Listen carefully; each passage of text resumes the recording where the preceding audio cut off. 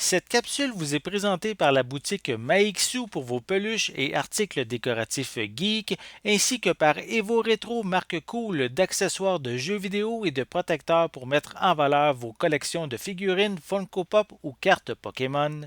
Et bonjour, ici Sébastien, j'espère que ça va bien. Aujourd'hui, nouvelle présentation de mes acquisitions en jeux vidéo. Je vais commencer immédiatement. Donc, j'en ai une dizaine à peu près à vous présenter.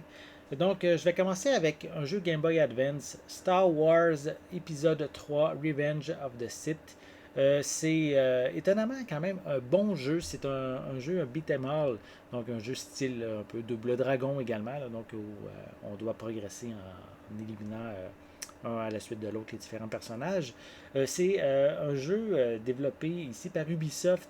C'est dans le même style, si vous avez déjà joué au jeu TMNT, qui a également Game Boy Advance, c'est le même template et déjà TMNT, c'est très bon. Et lui, j'ai joué un petit peu, j'ai aussi regardé quand même du gameplay avant. C'est vraiment très intéressant comme gameplay. Et en plus, visuellement, c'est très beau pour un jeu Game Boy Advance. Je continue avec maintenant des jeux Game Boy. Donc, trois belles acquisitions que j'ai ajoutées dernièrement. Donc ici, Batman Return of the Joker. Donc c'est le troisième jeu Batman que j'ai sur Game Boy. J'ai l'original Batman. J'ai aussi Batman The Animated Series que j'ai dans ma collection que j'ai acheté dernièrement. Et maintenant le troisième Return of the Joker. Bien content de l'ajouter à ma collection. Ensuite, deux jeux, on dirait, oui, à un certain point, sont dans le même univers. C'est deux jeux de Hanna-Barbera.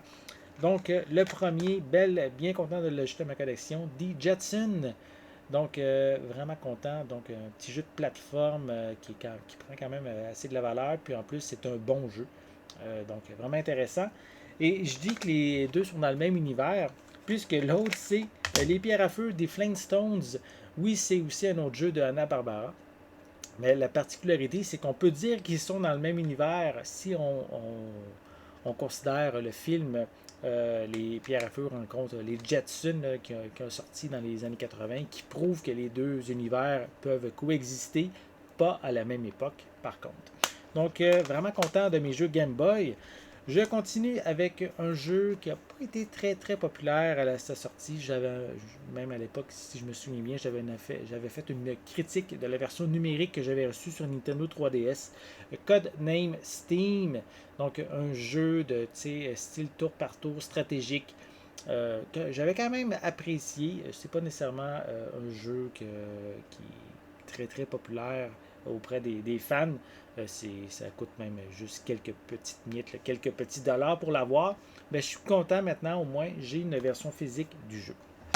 Dans le même veine après aussi qu'un jeu qui en a vraiment beaucoup.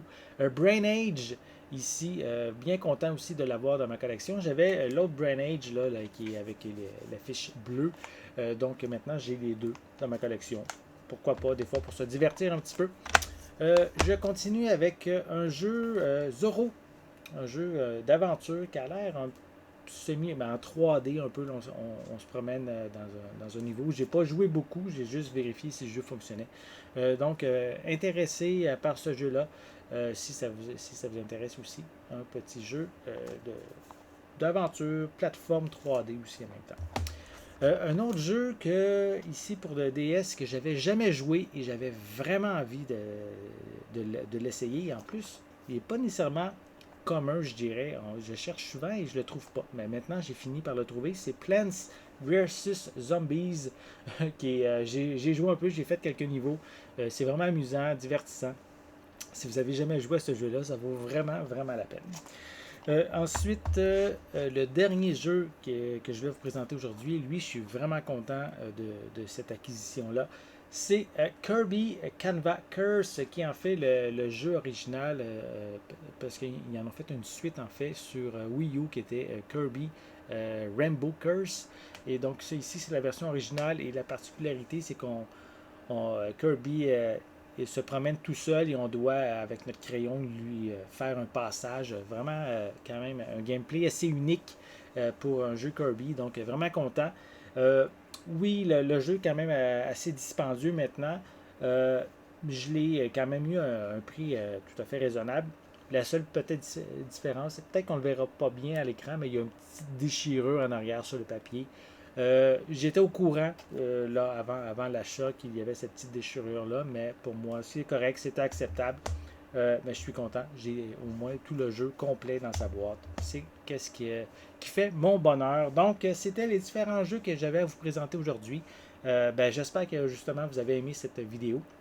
Et dites-moi aussi dans les commentaires, est-ce que parmi les jeux que je vous ai présentés aujourd'hui, lequel ou lesquels vous intéressent le plus? N'oubliez pas non plus, c'est important, abonnez-vous à ma chaîne afin de rester à l'affût de mes prochaines capsules. Et pour l'instant, je vous souhaite une bonne journée, une bonne soirée et je vais être de retour très bientôt. À la prochaine.